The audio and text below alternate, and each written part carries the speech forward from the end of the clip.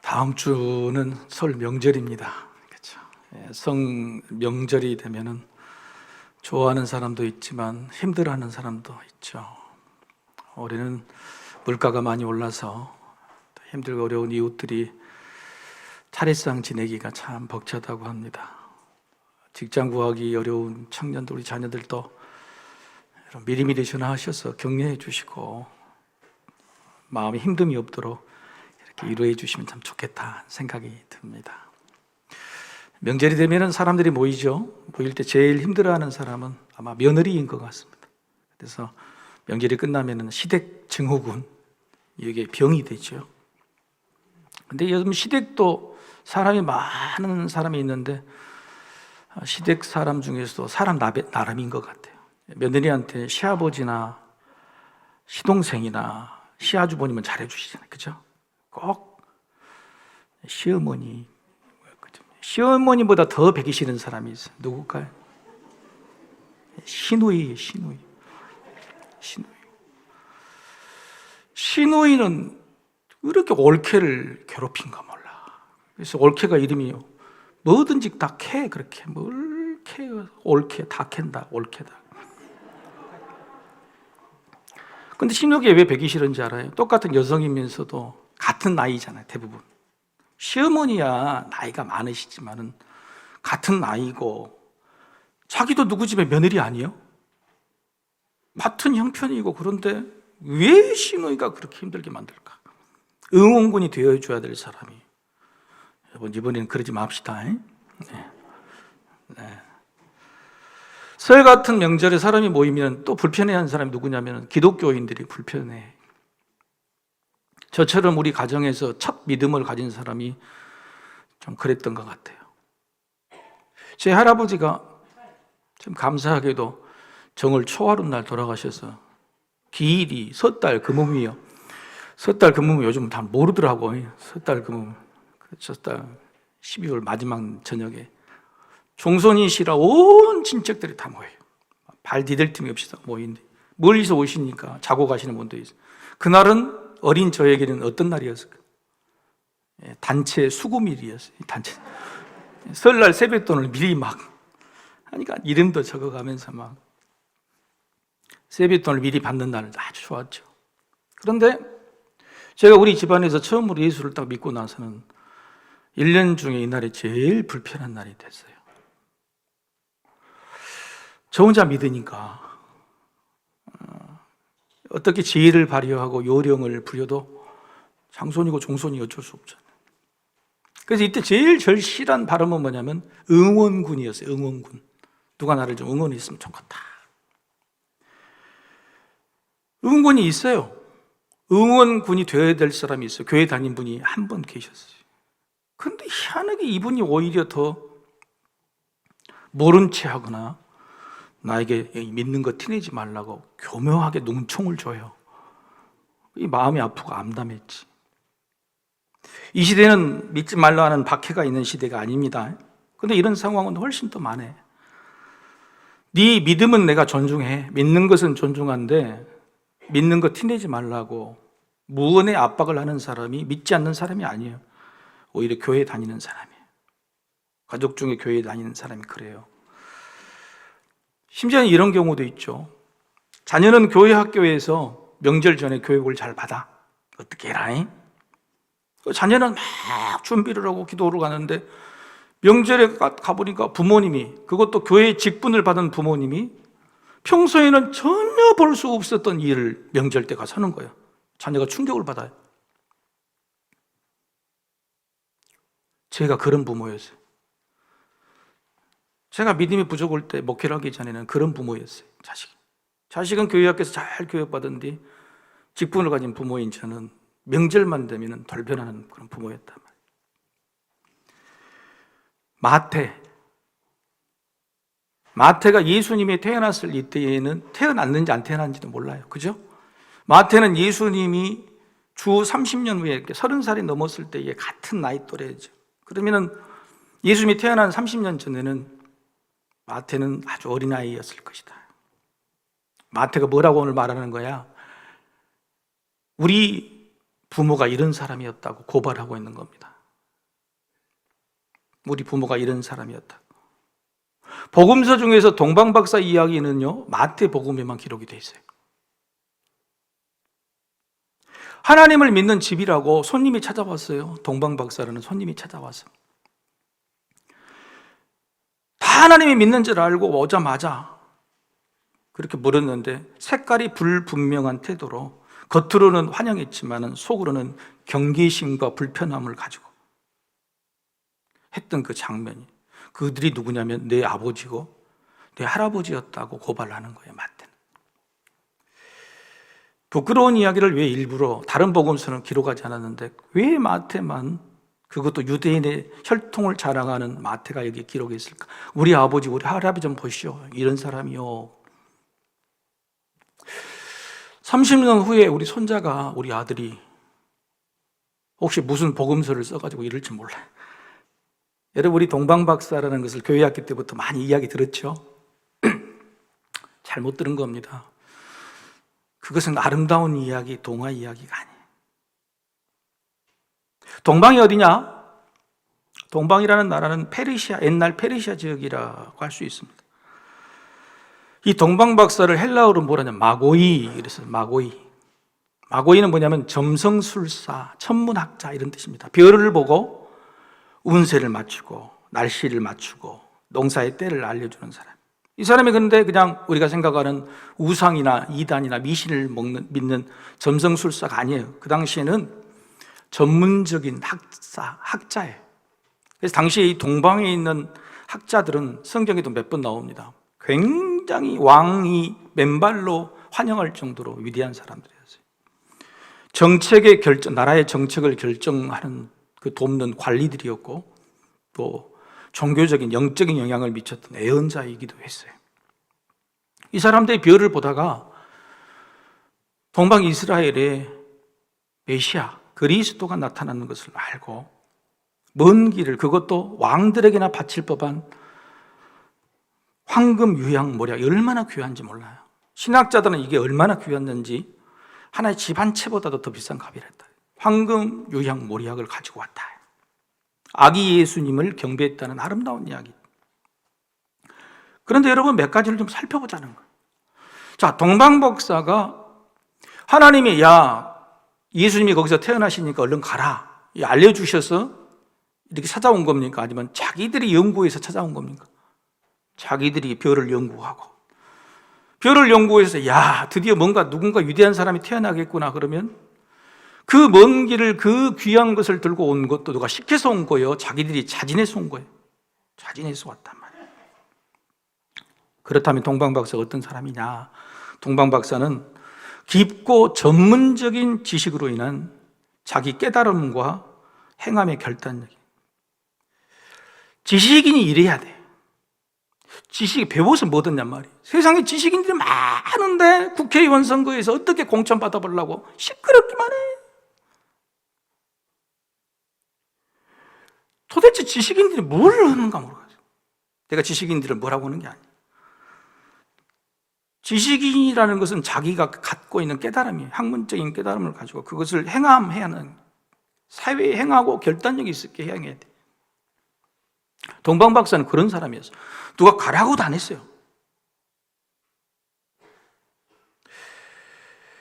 지식인의 보람, 세상에 끼칠 영향력이란 게 이런 게 아니겠습니까? 우리가 알고 있는 지식이 뭘까? 지식을 어떻게 쓰고 있을까? 우리나라 세상 지식인들이 뭐 하고 있을까? 자, 그렇다고 동방박사가 기독교 그리스도교를 개종한 것도 아닙니다. 유대인 혈통도 아닌 이방인이고 하나님을 믿는 믿음이 아닌 학문적 지식이고 이 땅의 메시아, 그들도 이런 사람들도 메시아 예수 그리스도가 이 땅에 오심을 알고 심지어 행동으로 옮겨서 경배했는데, 우리 조상, 우리 아버지, 우리 할아버지는 왜 이렇게 묻고 있는 거예요? 학문적인 지식과 열심만 가지고도 예수 그리스도를 경배하러 그 먼 길을 왔는데 모든 것을 다 알고 누렸던 우리 아버지, 우리 할아버지는 왜? 이라고 묻고 있는 거예요. 전혀 뜻밖의 방문을 받은 헤롯 왕, 예루살렘은 놀랐습니다. 헤롯 왕만이 놀란 게 아니고 헤롯 왕은 당시 이스라엘을 통치했던 왕이죠. 예의를 갖추는 겁니다. 동방박사 격이 그렇게 높은 거예요. 여러분이 손님이라고 그러는데 한 나라를 찾아가면 바로 대통령 만날 수 있어요? 아니잖아요. 그만큼 동방박사는 격이 높은 사람이었단 말이에요. 그런 사람이 지금 온 거예요. 그런데 여러분, 헤롯 왕만 놀란 게 아니에요. 3절 말씀 이렇게 되어 있어요. 3절에 헤롯 왕과 온 예루살렘이 듣고 소동한지라. 헤롯 왕뿐만 아니라 온 백성이 다 그랬단 말이에요. 소동이라는 말은 긍정적인 감정이 아니라 부정적인 감정이에요. 이 원어 그대로 뜻하면 무슨 뜻이냐면 두려워하고 놀란 나머지 공포에 가까운 충격을 받았다. 그대로 단 말이에요. 공포에 가까운 충격을 받았다는 거예요. 아니, 이 소식이 왜 충격이었을까요? 그것도 막 두렵고 공포스러운 충격이었다? 여러분, 지난주일 마태복음을 시작했죠? 마태복음을 시작하면서 제가 말씀드렸어요. 이런 관점으로 앞으로, 이런 키워드로 앞으로 넉 달간 마태복음을 볼 것이다. 그래서 마태복음 읽어보신 분 집에 가서 잘하셨어요? 안 하셨어요? 잘하셨어요? 그럼 이건 기억하시겠지? 마태복음 앞으로 읽을 때는 이 단어 하나를 기억해라 그랬죠? 그렇죠. 연결, 기억나시죠? 연결이 안 되셔? 지난주하고. 감사해, 하여튼. 예수님과 잘 연결해보자. 예수님이 족보가 있는데 그 족보 밑에 내 이름을 쓸 수 있느냐? 족보와 나와 연결을 잘 해보자는 거예요. 오늘 본문은 뭐냐면 연결하지 못했다. 연결했는데 잘못 연결했다. 연결을 못하는 것은 괜찮아요. 기회가 있는데. 근데 잘못 연결하면 문제죠. 제가 성지순례 안식년 때 갔다 왔는데 어떻게든 돈도 시간도 줄여보자고 차를 렌트를 해서 다닙니다. 차를 렌트해서 여기저기 다녀보면 제일 힘든 것이 두 가지. 하나는 톨게이트를 통과할 때 어떻게 통과해야 할지는 몰라. 우리처럼 하이패스 카드도 없고 동전을 계산도 잘 안 되고.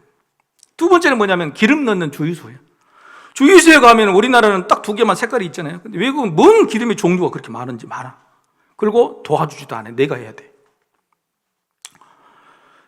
렌트카요, 내 차도 아니고 휘발유 차인데 경유를 넣으면, 경유차인데 휘발유를 넣으면 큰일 난 낭패가 되는 거예요. 벌벌벌 떨면서. 프랑스 같은 나라는요, 디젤을 넣어야 되는데 디젤을 넣는 기름이 뭐가 썼냐면 가솔린하고 썼어요. 가솔린이 뭐예요? 휘발유잖아요. 근데 디젤이에요, 그게. 여러분, 연결을 잘못해버렸다. 오늘 본문의 말씀 뭐냐면은 연결이 안 됐다는 소리가 아니라 연결을 잘못했다. 낭패죠.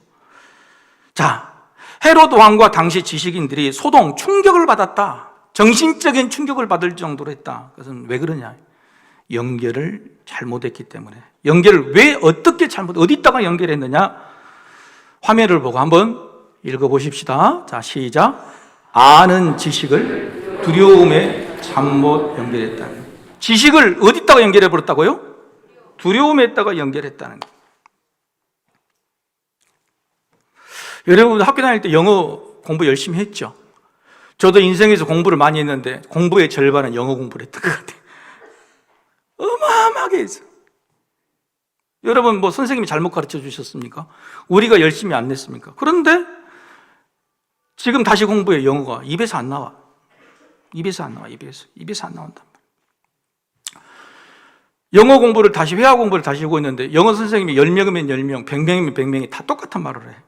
왜 그렇게 우리가 알고 있는 지식과 공부를 많이 했는데 입에서 안 나올까? 한결같이 하는 말이 두려움이라는 거예요.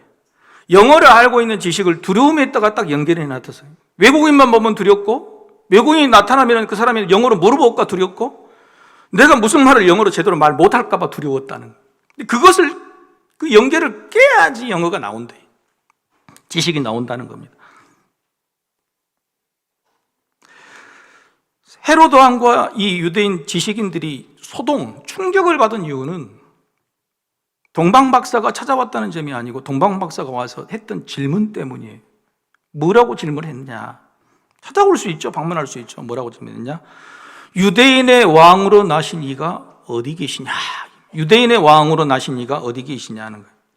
자, 헤롯 왕의 생각으로는 내가 왕인데 뭔 왕이 또 태어났냐? 그것이 두렵고 화가 나서 소동했다, 당황했다, 충격받았다? 아니, 그게 아니에요. 헤로드 왕은요, 유대인의 왕이란 말이 어떤 의미인지를 알고 있었어요. 이미 동방박사도 알고 있고, 동방박사도 유대인들은 더 잘 알고 있을 것이라고 생각하는 유대인의 왕이라는 명칭은 정치적인 왕이 아니에요. 왕관 쓴 왕이 아니고 구세주, 메시아를 칭한다는 사실을 알고 있었어요. 그래서 동방박사도 이 사람들이 당연히 알고 있는 것처럼 유대인의 왕이 어디서 나셨냐라고 물어본 거예요. 그 증거가 뭐냐면 헤로드 왕이 긴급 대책회의를 엽니다. 큰일 났다, 모이라. 그리고 그 긴급 대책회의의 주제가 뭐냐면 4절 하반절에 이렇게 나와요. 다 읽어봅시다. 시작. 그리스도가 어디서 나겠느냐, 그렇게 물어봐요. 왕이 어디 있느냐 물어보니까 헤로드 왕은 뭐냐면 그리스도가 어떻게, 그러니까 헤로드 왕은 그 왕이라는 명칭, 그리스도, 구세주, 메시아라는 사실을 알았다는 게, 알았다. 그리고 헤로드 왕이 불러 모은 사람들이 누구냐면 이 긴급 대책회에 모인 사람이 제사장들과 서기관이에요. 당대 최고의 지식인들만 불러 모았다. 이들이 얼마나 대답을 정확해, 어디냐, 그리스도 메시아가 태어날 것이 어디냐 그럴 때 정답을 딱 바로 말해버려요. 미가서 5장 2절의 말씀을 딱 들어서 베들레헴입니다 라고 바로 고민도 하지 않고 이야기합니다. 그걸 6절에 이렇게 이야기하죠. 6절에 또 유대 땅 베들레헴아, 너는 유대 고을 중에서 가장 작지 아니하도다. 내게서 한 다스리는 자가 나와서 내 백성 이스라엘의 목자가 되리라 하였음이니이다 라고 미가서에서 써져 있는 것을 보니 베들레헴이 분명합니다 라고 이야기를 해요. 한결같이 이구동성으로 다. 자, 무슨 말이냐, 헤로드 왕도 지식이 있었다는 겁니다.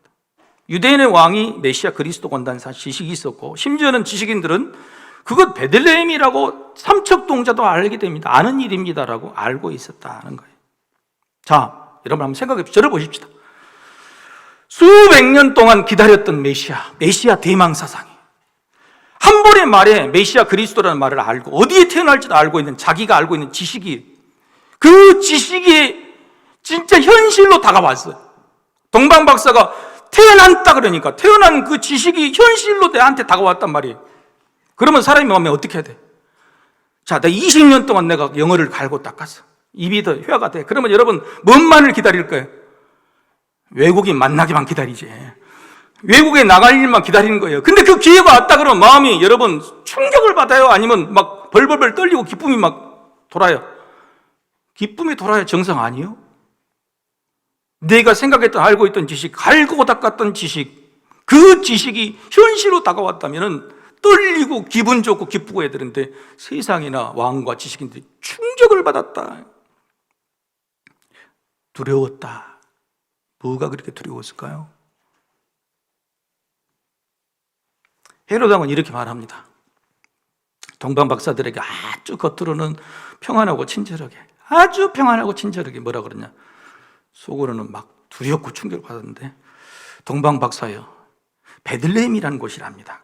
먼저 가서 확인을 해보시고 자세히란 말을 2번이나 씁니다. 2번이나 동방 박사에게 자세히 보고 와서 나한테 알려주시면 내가 뒤이어 경배하러 가겠습니다 라고 이야기를 해요. 여러분, 이게 자신이 기다렸던 일, 자기가 믿고 있던 지식이라면 어떻게 해야 돼요? 여러분, 위대한 일은 왕을 찾아올 손님이라 그러면 우리 같으면 그러겠어. 나 같으면 내가 앞장설게요, 따라오시오. 이렇게 좋은 일이 따라오라고 그러면서 내가 앞장서서 데리고 가고 그래야 될 거 아닙니까? 근데 뭐라고 하냐면 당신들이 가보고 자세히 나한테 알려주면 내가 그 다음에 가겠노라. 이게 말이에요, 번복이에요. 헤로드는 지금 겉으로는 평안한 척하지만 마음속에 충격받은 두려움을 감추고서 이렇게 이야기를 하고 있는 겁니다. 자, 헤롯 왕이 감춰진 이 말 속의 이 두려움이 뭘까? 2가지를 오늘 살펴보려는 거예요. 첫 번째, 헤롯 왕의 첫 번째 두려움은, 자, 노란 줄 한번 읽어보십시다. 노란 줄, 자, 시작. 자기 지식이 틀릴 수 있다는 두려움이었어요. 헤롯 왕과 이 지식인들은 자기들이 알고 있는 지식, 메시아 예언의 말씀이 정말 맞는지, 정말 이루어질 것인지에 대한 확신, 믿음이 없었어요. 나라가 망해서 로마 제국이라는 식민지가 됐습니다. 아무런 희망이 없어요. 하나님의 말씀이 예언자, 선지자를 통해서 말씀이 해주셨는데 500년 동안이나 없었어요. 여러분, 지금으로부터 500년 전이면 언제예요? 우리나라 임진왜란 때요. 1590년 임진왜란 때부터 지금까지 말씀이 없었다니까. 그러니까 그 사이에 하나님이 정말 살아계시는가, 예언의 말씀이 정말로 이루어질 것인가, 어떤 소망도 확신도 사라지지 않고 내가 알고 있는 이 말씀의 지식은 죽은 지식이 돼버렸어요. 영어처럼 죽은 지식이 돼버렸는데 갑자기 이방인이 찾아와가지고, 그것도 최고의 지식인 찾아와가지고 네 알고 있지? 믿고 있지? 라고 보니까 들켜버린 거예요. 여러분, 믿음이 아니라 지식에 불과하면 당황스럽고 두려울 수밖에 없어요. 지식이 아니라 지식이 믿음으로 발전하지 못하면 두려움이 찾아와요. 의사든지 판사든지 검사든지 나 같은 목사도 내가 지금 설교하고 있는 설교 내용에 대해서 공부는 했지, 지식은 엄청나게 책들을 봤지. 근데 내가 이걸 못 믿으면은 자꾸 헛소리가 나오고 설명이 길어지고 그래요. 근데 내가 믿으면 짧게 말해도 강하게 나와요.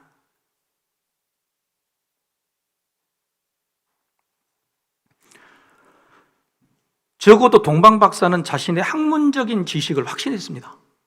별 보고 이거 분명히 맞다. 그리고 그 먼 길을 재산을 털어서 왔단 말이에요. 자기가 가지고 있는 학문적 지식을 확신했어요. 그런데 정작 유대인들은, 주인공인 유대인들은 오래된 수백 년, 수천 년 된 신앙적 지식을 확신하지 못했어요. 미가의 말씀이 불과 400년, 500년 전의 말씀입니다. 들키지 않으려고 헤롯왕은 아주 점잖게 이야기하는 거예요. 세상의 교회를 향해서 우리 믿음은 성도들한테 물어보죠. 예수가 어떤 사람이라요? 이 말씀이 뭔 뜻이라요? 그럼 우리 스스로는 지식이 알량한 지식으로 믿고 있지 않으면서 들킬까 봐 두려운 거예요. 여러분, 두려움이라는 것은요, 내가 알고 있는 지식이 팩트냐 팩트가 아니냐 문제가 아니에요. 내가 알고 있는 지식이 객관적인 사실로는 틀려도 주관적으로 옳다고 믿으면 두려움이 없습니다. 뭐냐면 남들은 틀리다고 해도 나는 내가 맞다고 믿으면 두렵지 않는 거예요. 그죠? 그런 거예요. 남들은 아무리 너 그거 틀려 그러는데 나는 이건 맞다고 믿으면 적어도 뭐가 없어요? 두려움은 없는 거란 말이에요. 세상 사람들 아무리 맞다고 해도 내가 이걸 맞다고 믿지 않으면 백날 배우고 익혀도 두려운 거예요. 틀릴까 봐. 화면을 보고 한번 읽어봅시다. 믿음이란, 자 시작. 믿음이란 원래 객관적 믿음이 아니라 주관적 믿음입니다.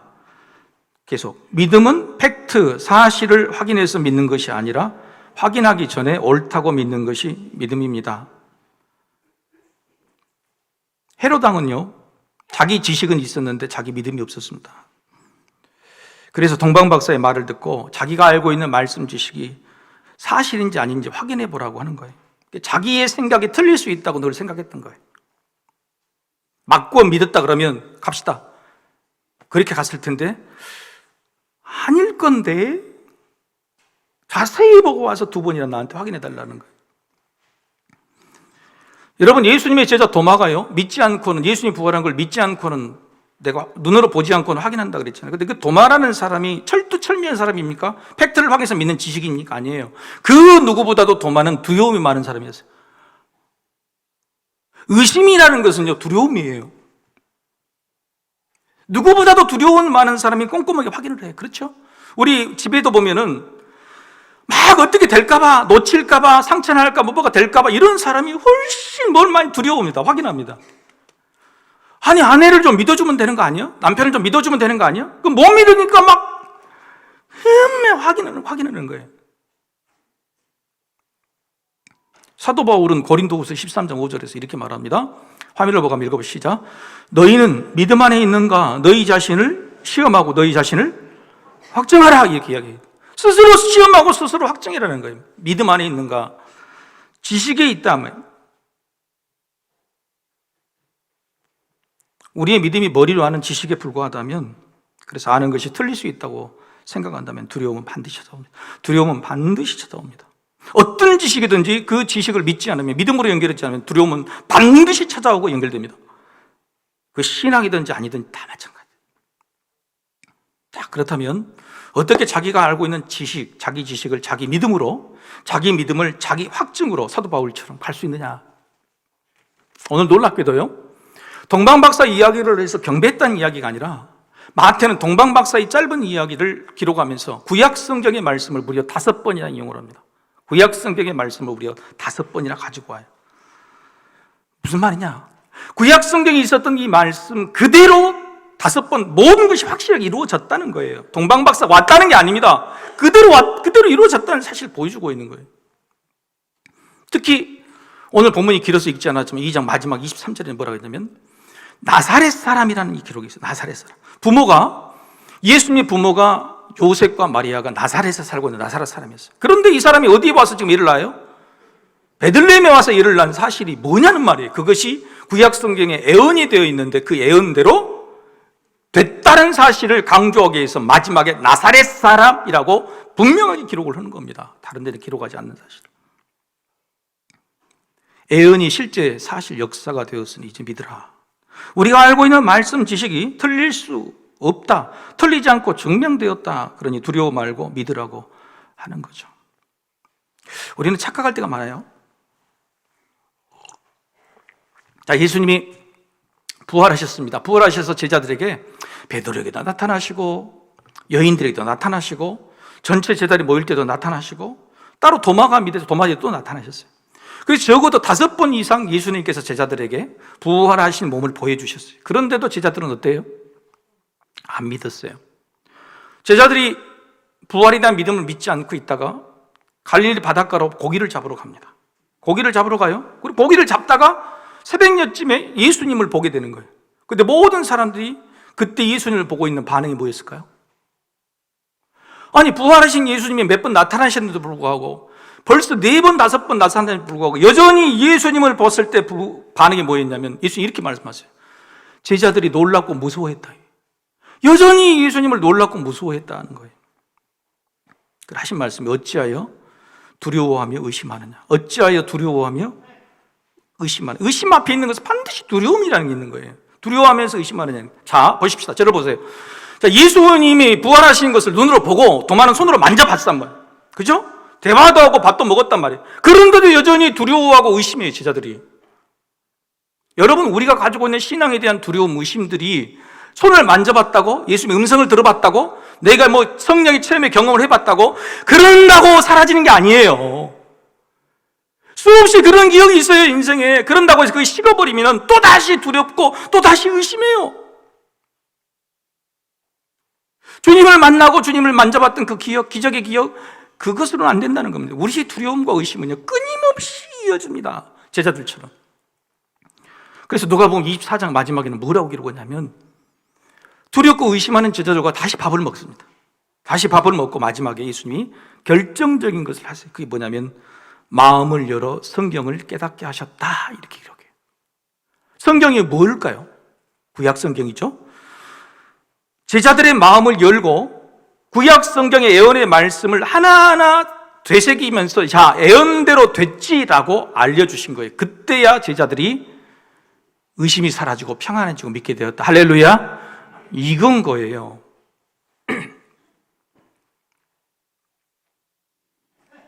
여러분, 이 성경이라는 것은 수많은 우리 믿음의 선배들이 말씀대로 되었다는 사실을 자기들이 시험하고 증거와 확증해서 기록해 놓은 겁니다. 우리는 주일날 말씀을 듣죠. 그 말씀 우리 지식으로 딱 받아들이고 저 문을 나가면 어떻게 하느냐. 그 지식에 우리의 믿음을 더하지 않으면, 이 말씀이 의심 없이 우리의 것이 되지 않으면 나가자마자 우리는 의심하고 두려워합니다. 왜 수없이 우리는 믿으면서, 수없이 예배를 드리면서 우리 삶 속에서 우리 믿음이 늘 의심하고 두려워할까? 그러면서 맨날 주님 나에게 말씀해 주세요, 기적을 보여주세요, 눈에 나타나 주세요, 그럼 믿겠다고 그러는 거예요. 그게 아닌 거예요. 성령님의 우리 속에 말씀이 믿음이 되도록 열어주셔야 돼요. 깨닫게 해주셔야 돼요. 말씀이 수없는 시간 역사의 증명이니까. 사랑하는 성도 여러분, 성경의 말씀을 읽으시고 들으실 때 여러분이 그 지식에 믿음을 더하시기를 소망합니다. 믿음을 더하시지 않으면 바로 그 안에 두려움이 달라붙어요. 두 번째, 헤로드 왕의 두 번째 두려움은, 자, 노란 줄 보고 한번 같이 읽어봅시다. 자, 시작. 자기 것을 빼앗길 수 있다는 두려움. 자기 것을 빼앗길 수 있다는 두려움. 여러분, 헤로드 왕에 대한 헤로드 왕은 역사적 인물입니다. 로마에 있는 기록에 보면 헤로드 왕은 폭군이었다. 그리고 돼지 같은 사람이었다. 욕심이 많았다. 욕심이. 심지어는 실제 역사에서요, 자기의 아내가 정말 아내를 사실은 이쁜 아내를 탈취했거든요. 근데 그 아내마저도, 그리고 그 아내에서 낳은 아들 두 아들마저도 헤롯이 죽여버립니다. 왜? 자기 왕위를 차지할까봐. 아내와 아들마저도 죽여버립니다. 근데 그 사람이 포악해서 그런 게 아니에요. 두려움이 많은 사람이에요. 두려움이. 왜냐하면 그는 태생적으로 가지고 있는 컴플렉스가 있어요. 그게 뭐냐면 반쪽 유대인이에요. 엄마는 유대인인데 아버지는 이방인이었어요. 그래서 이두메 사람, 에돔 사람이라 해요. 거기다 컴플렉스를 감추려고 유대인들의 왕이 되면서 유대인들에게 잘 보이려고 제일 먼저 했던 일이 뭐냐면, 유대인들이 제일 좋아하는 게 뭐예요? 성전이잖아요. 성전을 어마어마하게 크게 지었어요. 헤롯 성전은 솔로몬 성전에 비할 때가 아니에요. 60년, 70년 동안 성전을 짓습니다. 대규모 토목공사를 벌입니다. 얼마나 좋은 일, 구제도 많이 하고 백성들 했는지 몰라요. 전부 다 그게 뭐냐면 자기 유대인, 핏줄, 혈통 컴플렉스를 감추기 위해서, 그 두려움을 들키지 않기 위해서 하는 거예요. 헤롯 왕의 두려움의 본질은 뭐냐면 자기 것을 빼앗길 수 있다는 거예요. 자기 것을 빼앗기. 심지어는 이 헤롯 왕이 어느 정도였냐면, 자기 죽기 전에, 예수님의 이 사건 이후로 바로 죽거든요. 죽기 5일 전에 유언장을 바꿉니다. 죽기 5일 전에 유언장에 바꾼 내용이 뭐냐면, 자기의 후계자, 후계 왕이 누구가 될 것인가를 죽는 순간까지도 계속 고민했다는 거예요. 계속적으로 의심해서. 여러분, 그의 두려움은요, 인생을 망치고 말았어요. 수많은 치적이 있음에도 불구하고 그의 두려움이 그를 망치고 말았어요. 자기 것을 빼앗길 수 있다는 두려움. 헤롯 왕은요, 지식으로는 알고 있었습니다. 예수님이 정치적인 왕이 아니라 메시아 그리스도, 종교적인 왕이라는 사실을 알았습니다. 그럼에도 불구하고 지식으로는 알고 있었어도 그런 분이 아니다. 그런데 혹시 예수님이 진짜 왕이 되면 어떻게 하지? 진짜 정치적인 왕이 되면 어떻게 하지? 라는 자기 것을 빼앗길 수 있다는 두려움 때문에 그 아기 예수님부터 아기 때부터 죽여버리려고 했던 거예요. 예수님 못 죽이자 베들레헴 지역에 있는 모든 2살 아래 어린이들 다 죽이고 말았어요. 여러분, 아는 지식이 믿음으로 발전하지 못하여 생기는 두려움은 특히 소중한 것을 뺏어갑니다. 헤롯 왕이 자기 가족을 죽였죠. 그래서 우리의 가족의 사랑을 우리가 가진 지식이 믿음으로 발전하지 못하면 빼앗아갈 수 있어요. 가족 간에는 확인하려고 하지 마십시오. 믿어주십시오. 자식이 시험 공부를 오래 해요? 내 자식이 그런 게 아니라. 근데 부모는 알아. 이게 합격할 것 같은지 아닌지 알아요? 알아요? 몰라요? 알아. 딱 공부하는 거 보면 알아. 그런데도 몰라. 부모는 뭐냐? 믿어줘. 떨어지면 그럴 줄 알았다가 아니라 그래도 믿는다. 여러분, 시험에 합격한 자식하고 나중에 부모에게 사랑한다, 존경한다, 부모님 나를 믿어줘서 고맙다고 말하는 자식하고 어떤 자식이 더 부러워요? 뭘 둘 다 하면 좋겠지.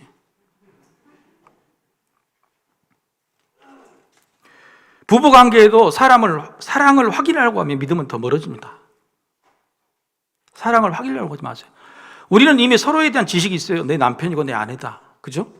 같이 살아야 된다. 지식이 있어요. 그럼 그 지식에 확인하지 말고 믿음을 딱 덮어주시라고. 믿음을 딱 덮어주셔야 돼요. 자꾸 의심하고 확인하고 두려워하는 거예요.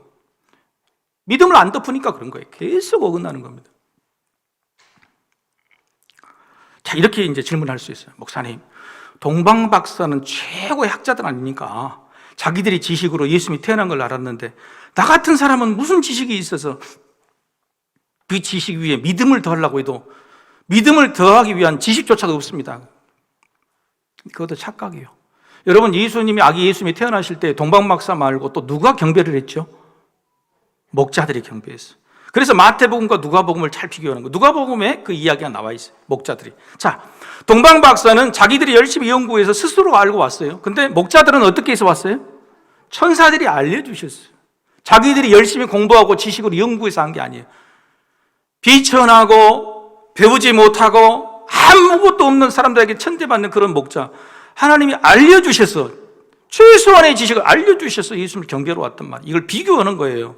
누가는 일부러. 우리는 지식이 없어요. 그 지식 위에 믿음을 더하려고 해도 몰라요, 성경 말씀. 아니요. 누가복음 뭐냐? 목자들은 아무것도 몰라도 그 지식을 하나님께서 알려주셨다. 할렐루야. 그런데 목자들이 왜 경배 자리에 왔냔 말이에요. 여러분, 목자가요, 자기 양이 아니에요. 마을 사람들이 양을 맡겨놓습니다. 목자에게 돈을 주고. 그러면 그걸 겨울 내내 지켜야 되는 거예요. 한 번 떨어지면 자기 인생의 끝이에요, 밥줄이.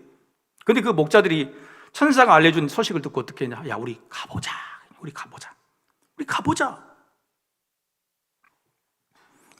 자기가 스스로 열심히 지식을 깨닫든 아니면 공부도 모두가 아무랬죠. 하나님께서 알려주시고 조그만 지식을 깨닫게 해주셨든 중요한 것은 그게 아니에요.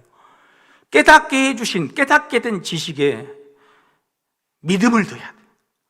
동방 박사도 목자들도 믿었어요. 그리고 믿음에 뭘 더했어요? 행함의 결단을 더했단 말이에요. 그래서 그것이 자기 복이 되는 것이에요. 자, 우리 한번 읽어봅시다. 시작. 믿음으로 연결하지 못해 지식에서 멈춰 있으면 두려움이 됩니다. 믿음이 될 때 행할 수 있는 용기가 생기고 행하게 되면 복으로 돌아온다. 자, 오늘 동방 박사가 자기의 믿은 지식을 믿음으로 더해서 행했죠. 여기까지 왔죠. 그리고 베들레헴으로 갑니다. 가서 딱 별을 따라가는데 드디어 10절에 이렇게 나와요. 10절 같이 한번 읽어볼까요? 10절 시작. 그들이 별을 보고 매우 크게 기뻐하더라. 헤로드 왕과 지식인들은 충격을 받았는데 동방 박사는 매우 크게 기뻐하더라. 지식인의 기쁨이 뭐예요? 공부해가지고 하겠다는 거? 자식들 공부 가르쳐서 그 지식의 기쁨이 뭐냔 말이에요. 거기에 믿음이 있어야 되고 거기다 행함이 있어야 되고 이런 기쁨이에요. 별을 보고 내가 맞는 거 맞다. 내가 믿는 믿음이 맞다.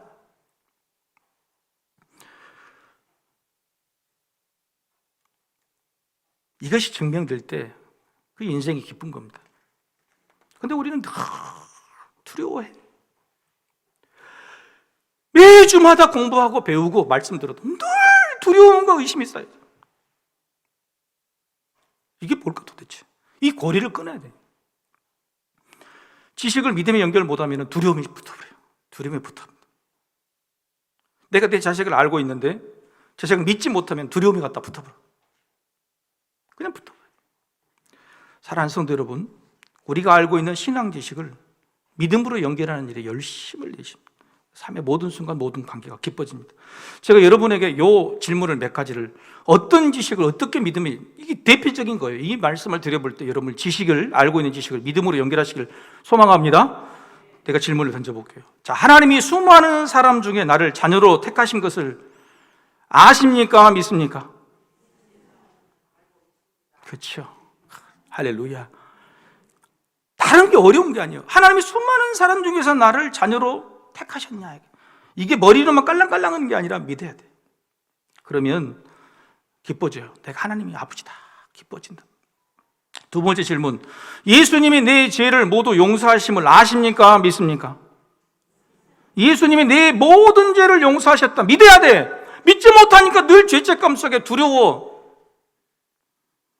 이걸 전적으로 이 지식을 믿음으로 연결하면 자유하게 돼요. 자유하게. 자유함이라는 게 이런 데서 온 거예요. 자유해. 그래. 세 번째 질문. 하나님이 살아계셔서 내 기도를 지금 듣고 응답하려고 하심을 아십니까? 믿습니까? 진짜요? 여러분, 이걸 믿으면요, 기도해 놓고 나와서 의심이나 두려움이 없어 평안해져 버려. 나 기도했으니 평안해. 지식에서 믿음으로 연결한다는 건 몇 가지 종류, 이 정도로 달라지는 거예요, 인생이. 네 번째, 마지막. 죽어도 천국에서 다시 살 수 있음을 아십니까? 믿으십니까? 믿으세요. 자, 여러분, 이걸 지식으로 하는 게 아니라 믿어버린다 그러면 내 인생을 승리하는 거예요. 예수님께서 내가 세상을 이겼다. 이겼다는 거예요. 십자가에 딱 죽기 전에 3일 만에 부활하시켜서 하시면 그 말씀 해주시면서 하신 말씀. 여러분, 헤로드 왕과 이 지식인들은요, 이 가지고 있는 지식에 이 붙은 두려움을 떨쳐내지 못했어요. 30년 동안 예수님이 30살이 될 때까지 그 두려움을 떨쳐내지 못했어요. 이것이 꺼지지 않는 불씨가 됐습니다. 그래서 유대인들은 결국 예수님께 버림을 받게 된 거예요. 여러분, 우리가 지금 지식에서 붙어있는 이 두려움의 불씨를 여기서 떼어내지 못하면, 믿음으로 연결하지 못하면 이게 30년 가고 훗날 우리 자식들이 우리 아버지는 우리 할아버지는 하고 왜? 라고 물게 될 거예요. 왜 두려움으로 가는 불씨를 내버려야 됩니까? 여러분, 믿음으로 바뀌지 않는 신앙 지식은요, 불행의 불씨. 대부분 이런 지식을 가지고 있는 사람이 교회를 비판하고 다시 불신의 세상으로 나가더라고요. 하지만 믿음으로 바꾸고 연결하면 행복의 불씨가 됩니다. 기쁨의 불씨가 됩니다. 사랑하는 성도는 여기 머리에서 어디로? 가슴, 마음으로, 영혼으로. 이게 내리기 참 가까운데 어려워. 믿음으로 딱 연결하셔서 그 지식에 달아오는 모든 두려움들 다 떨쳐내시고 자유하고 평안하고 승리하시는 올 한 해가 되시기를 주의 이름으로 축복합니다. 다 같이 일어나셔서 찬양하십시오.